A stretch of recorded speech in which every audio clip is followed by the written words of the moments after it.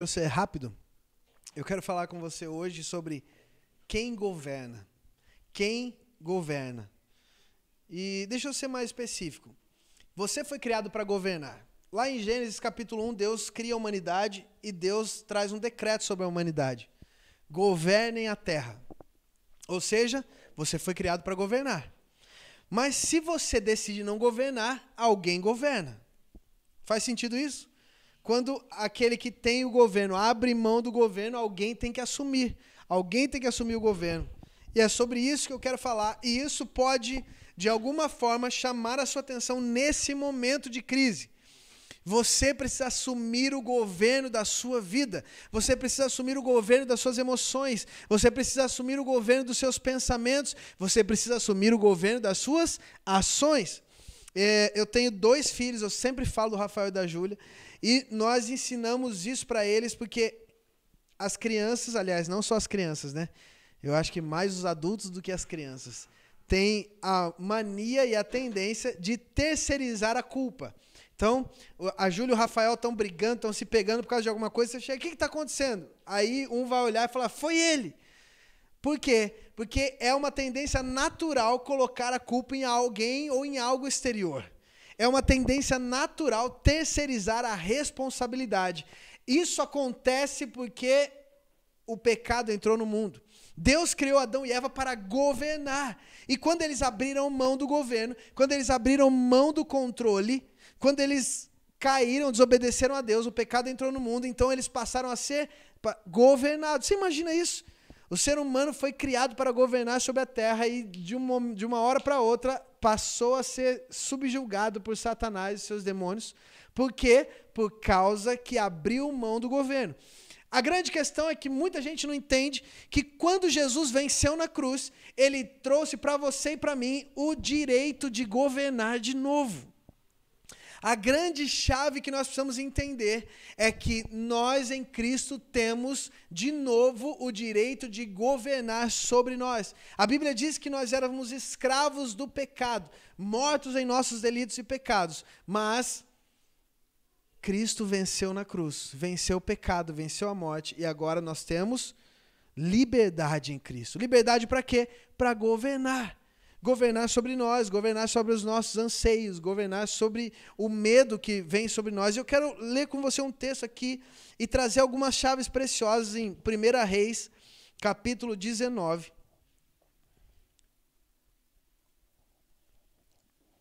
1 Reis, capítulo 19, versículo 3 em diante. O texto que conta a história do profeta Elias. O título desse texto é Elias foge para o Sinai. Esses dias nós estávamos fazendo esse devocional com as crianças aqui em casa e falando desse momento específico onde Elias foge.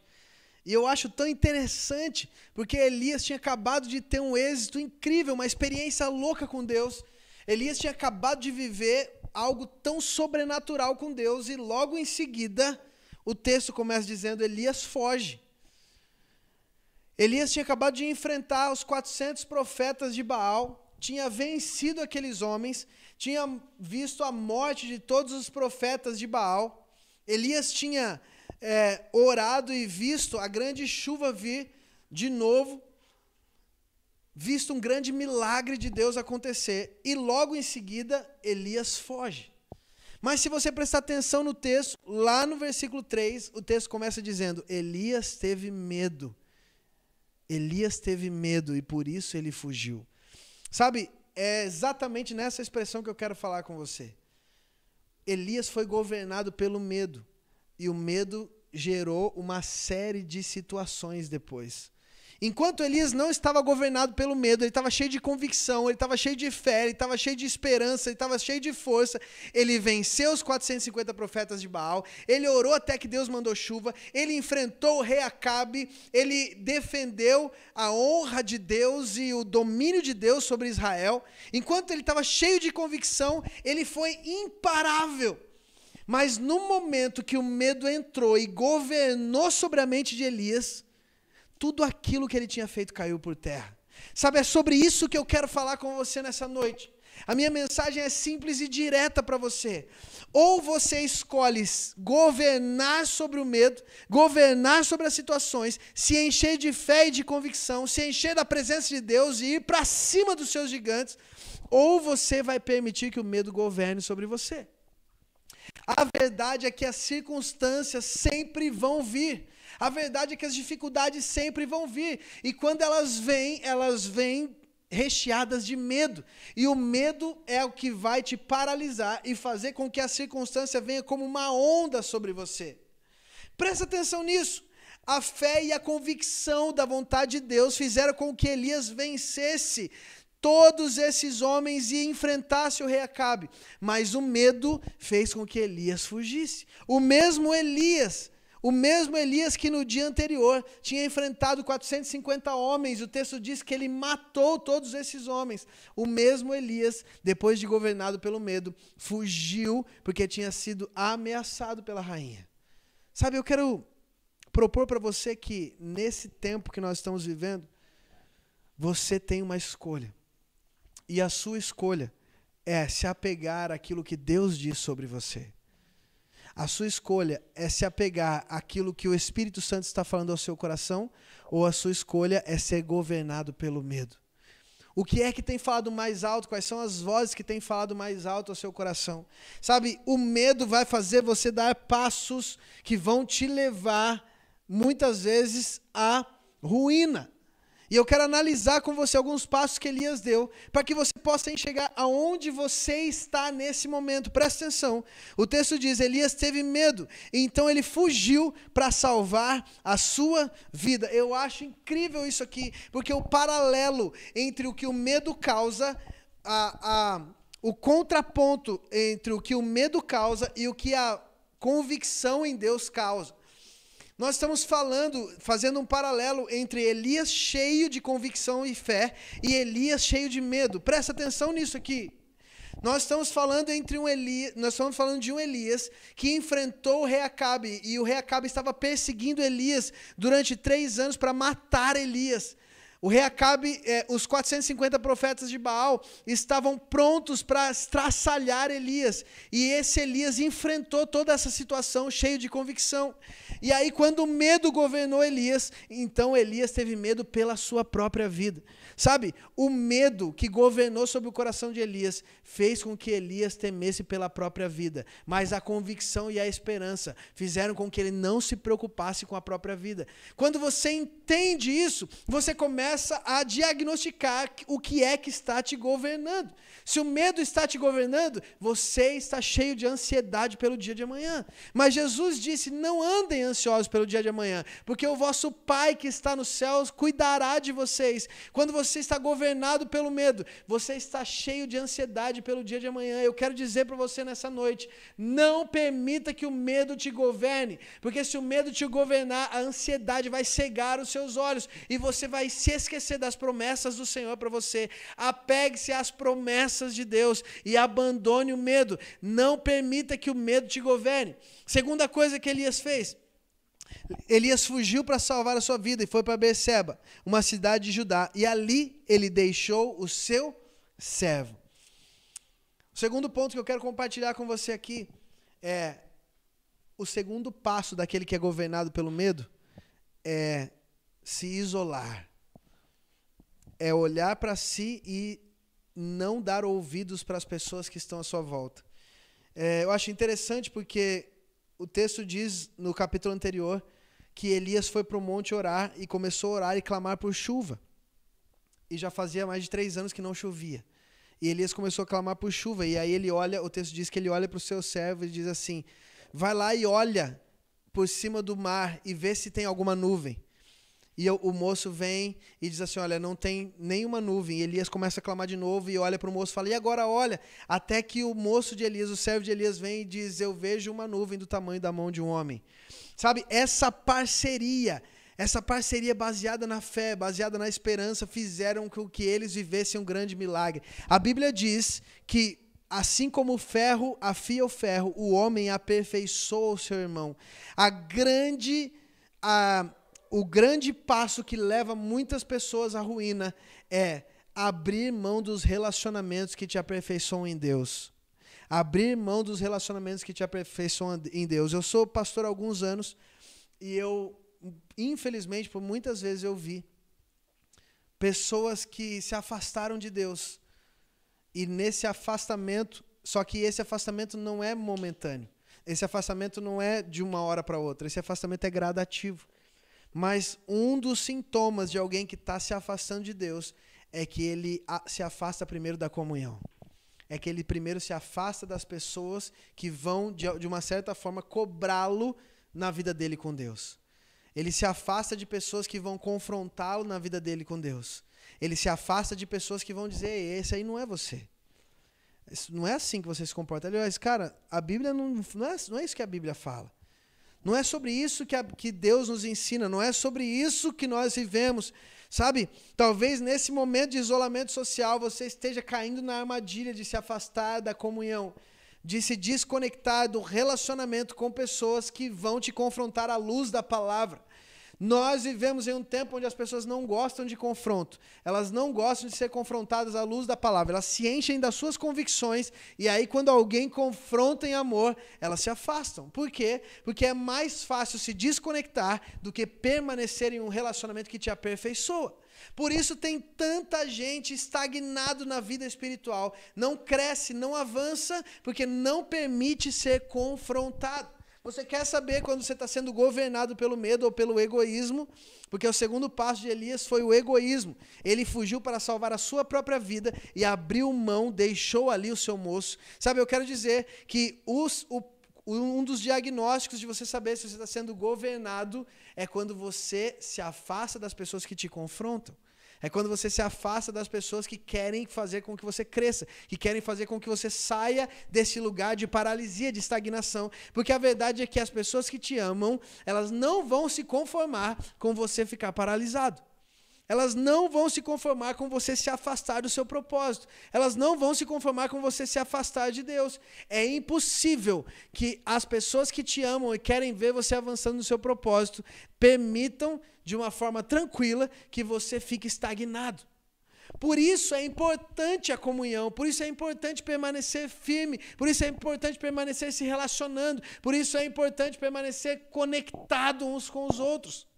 Qual tem sido a frequência com que você se conecta com as pessoas que estão querendo te aperfeiçoar?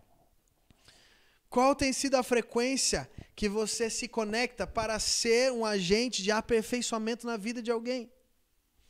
Você sabia que o seu propósito está diretamente ligado a servir pessoas? A grande chave é, nós precisamos tomar o governo de volta para as nossas vidas e não permitir que o medo nos paralise ou governe. Você foi criado para governar, mas você pode escolher abrir mão desse governo e permitir ser governado pelo medo. Só que se você permitir que o medo te governe, automaticamente você permite que as pessoas ao seu redor não tenham mais voz para te ajudar. Sabe, hoje, nessa noite, eu quero dizer algo para você nesse momento de isolamento social. Essa semana eu fiz uma pergunta para algumas pessoas. Eu disse, eu perguntei o seguinte, qual é a maior dificuldade que vocês estão tendo nesse momento de pandemia? E talvez a resposta imediata seria, eu estou com medo por causa da falta de recurso financeiro.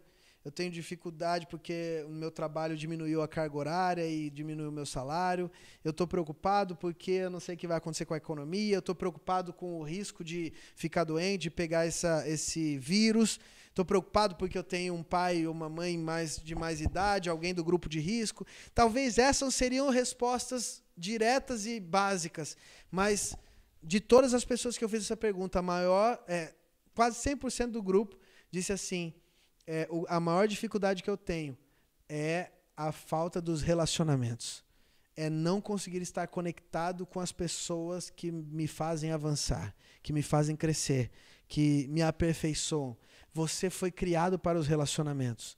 Por isso que existe uma guerra, uma luta de Satanás para afastar você da comunhão. Talvez você está assistindo esse vídeo em algum momento e você se frustrou com a igreja. e você se frustrou com as pessoas, você saiu do meio da comunhão e você não está congregando mais. E existe uma síndrome, uma grande mentira na mente das pessoas que é, não, mas você não precisa de igreja para servir Jesus. Deixa eu dizer uma coisa, você não precisa de igreja para ser salvo, mas você precisa estar no meio da comunhão para cumprir o seu propósito. Sabia que isso é diferente? Ser salvo é pela graça, e quando você é encontrado por Jesus, você está salvo. Outra coisa é você cumprir o seu propósito de vida. E só é possível cumprir o seu propósito conectado na comunhão, inserido no meio da igreja. Deus age por meio da igreja. E o que é a igreja? A igreja são as pessoas. Por isso que as trevas lutam ardentemente para afastar você da comunhão. Por isso que parece que você se frustra muito mais com as pessoas na igreja do que com as pessoas fora da igreja. Você já parou para pensar nisso? Tem gente que está frustrado por coisa no meio da igreja, coisa que você olha e fala assim, mas meu Deus, isso aqui é tão bobo. Por que você ficou machucado por causa disso? Não faz sentido nenhum. Mas parece que é o fim do mundo. Ao passo que alguém na sua família ou alguém fora faz algo muito mais grave e você não se ofende desse jeito. Porque existe uma batalha espiritual para que você não permaneça na comunhão. Porque se você não permanecer na comunhão, você não cumpre o seu propósito. Se você não permanecer na igreja, e a igreja, entenda, quando eu digo igreja, eu digo as pessoas, eu não estou dizendo uma instituição, nem uma placa, eu estou dizendo as pessoas. Quando você se afasta da comunhão, você se afasta do seu propósito. E gradativamente você vai se esfriando, se estagnando, se afastando de Deus. Deus usa as pessoas para te aperfeiçoar. Deus usa as pessoas para te ativar. Deus usa o ambiente onde a igreja está reunida para edificar a sua fé. Deus usa uma palavra como essa no meio da comunhão para acender a chama no seu coração. Por isso existe uma luta das trevas para te afastar da comunhão. Ai, Ivan, mas é que eu vou na igreja e as pessoas, elas não me tratam como eu acho que elas deveriam me tratar. Então, mude você o comportamento.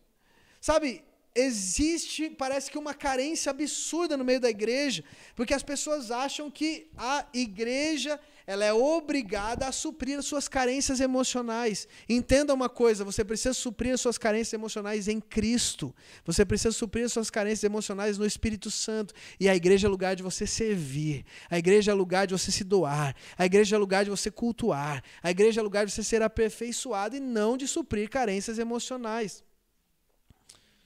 Talvez essa mensagem fosse só para pregar dentro da minha igreja local, né? Não na internet assim. Mas a verdade é que já tem muita gente na internet pregando mensagens fofinhas.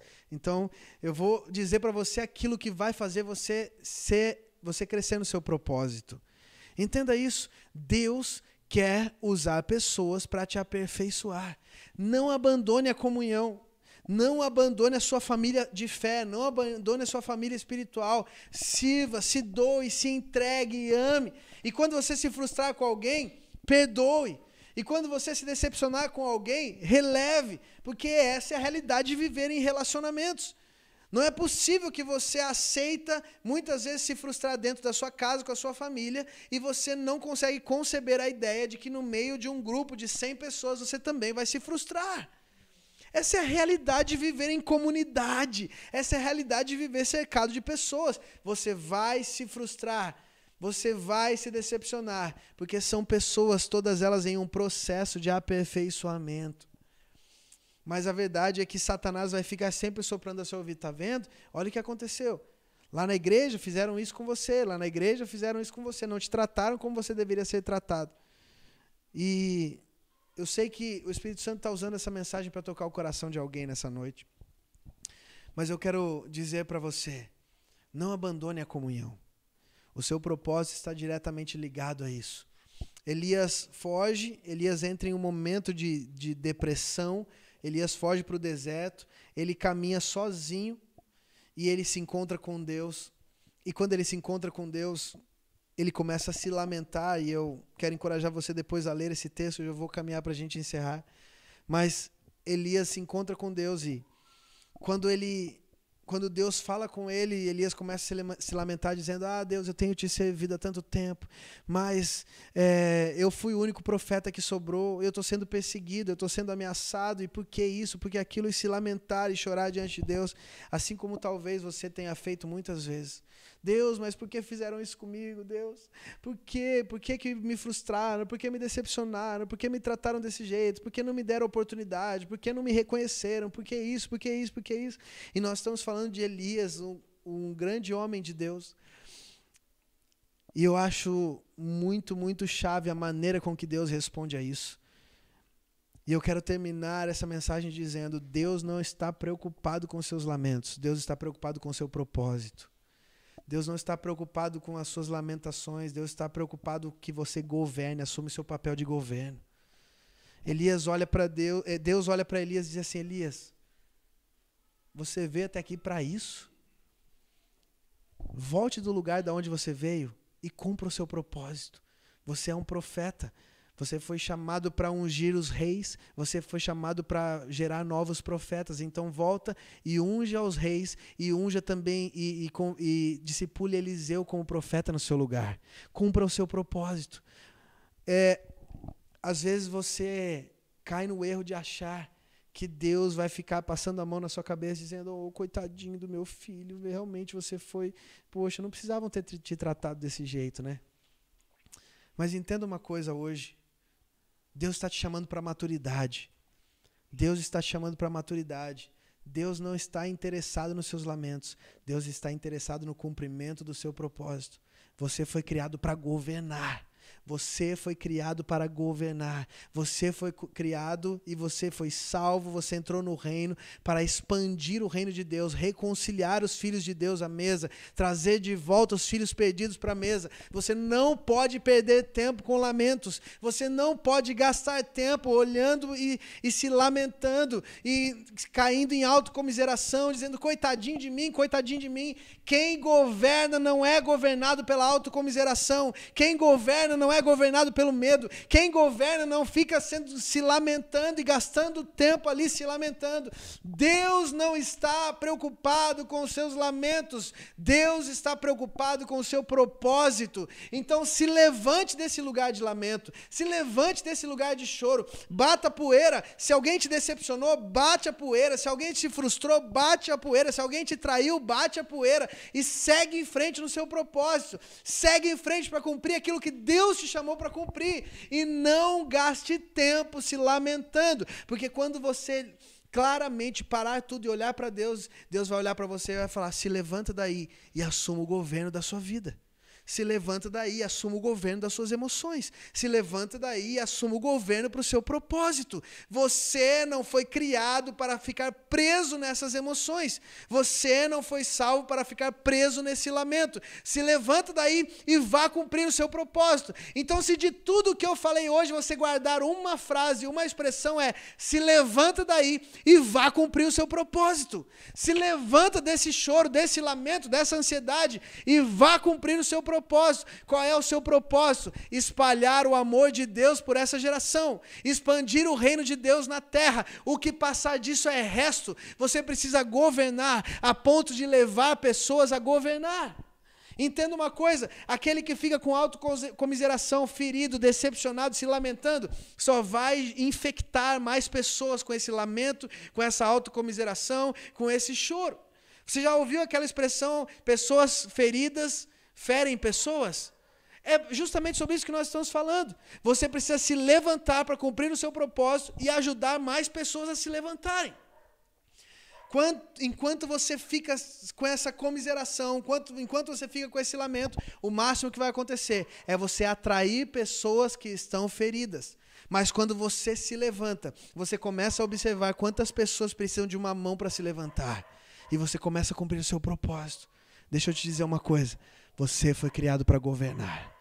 Você foi criado para governar. Você foi criado para governar. Você foi criado para governar. Se você, onde você está aí, se você puder, feche os teus olhos e repita essa verdade para você mesmo. Diga: eu fui criado para governar. E eu não aceito que o medo governe sobre mim. Eu não aceito que a frustração governe sobre mim. Eu não aceito que o lamento governe sobre mim. Eu vou me levantar dessa situação. E eu vou assumir o governo sobre as minhas emoções. Eu vou assumir o governo sobre as essa ansiedade. Eu não vou permitir mais que a ansiedade me governe. Eu não vou permitir mais que o medo me governe. Eu não vou permitir mais que o lamento me governe. Mas eu vou me levantar na força do Senhor e eu vou governar. Essa é a realidade da sua vida. Quem governa sobre as suas emoções não permite ser governado por elas. Em nome de Jesus, receba essa palavra no seu coração nessa noite.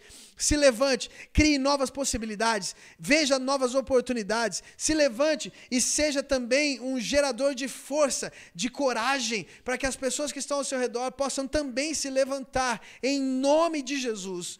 Vou te dar uma chave para você identificar se você está sendo um gerador de força e de vida ou se você está rodeado de pessoas que só estão se lamentando. Se você olhar para o seu redor e você ver que as pessoas que te cercam, os seus relacionamentos, as mensagens no seu WhatsApp, são de pessoas que estão se lamentando e terceirizando a responsabilidade, significa que você está sendo governado. Por quê? Porque você é a média das pessoas que te cercam. Se todo mundo à sua volta está terceirizando a responsabilidade, está se lamentando, está cheio de medo, está tomado de ansiedade, você está sendo governado. Mas se as pessoas ao seu redor estão sendo despertadas, se as pessoas ao seu redor estão combatendo medo, se as pessoas ao seu redor estão combatendo a ansiedade, se as pessoas ao seu redor elas estão criando novas possibilidades, significa que você está governando. Então, analise a maneira que você está vivendo hoje e tome uma nova ação. Assuma o governo e ajude, desperte pessoas para governar também. Em nome de Jesus, seja um agente de reconciliação, seja um agente de vida, seja um agente de poder e cumpra o seu propósito na terra. Levante-se daí e vá governar a sua vida. Amém? Deus te abençoe. Que bom estar com você nessa noite. Que bom poder compartilhar essa palavra de vida ao seu coração. Eu espero que essa mensagem tenha entrado no seu coração como uma flecha e que você tenha sido encorajado a viver os propósitos de Deus para a sua vida. Eu quero orar por você e eu quero convidar você a colocar a mão no seu coração onde você está e declarar vida sobre você mesmo. Pai, em nome de Jesus, eu abençoo cada um dos seus filhos, aqueles que estão sendo governados pelo medo, aqueles que estão sendo governados pelo pânico, pela ansiedade, pelas incertezas. Em nome de Jesus, eu declaro agora força e ousadia para que eles assumam o governo e o controle das suas vidas. E que em nome de Jesus, eles sejam geradores de vida. Eles sejam geradores de vida, de coragem, de ousadia. Em nome de Jesus, que eles levantem-se ousadamente para governar sobre o medo e para governar sobre as suas emoções, para governar sobre os seus pensamentos, para assumir o governo da sua história e cumprir o seu propósito de vida, expandindo o reino de Deus na terra. Em nome de Jesus. Amém e amém. Deus te abençoe. Se você faz parte da família Pier 49, eu quero lembrar você que as nossas âncoras estão acontecendo virtualmente. Então procure o seu líder de âncora. Se você faz parte da família ou se você quer participar de uma dessas nossas âncoras, que são os nossos grupos pequenos online, mande uma mensagem, deixe o seu comentário aqui, que nós vamos ajudar você a se conectar em uma dessas âncoras, que são os nossos grupos de discipulado. Não abandone a comunhão. Não deixe que a pandemia afaste você da comunhão com o corpo de Cristo. Não permita que o medo governe a sua vida. Amém? Deus te abençoe.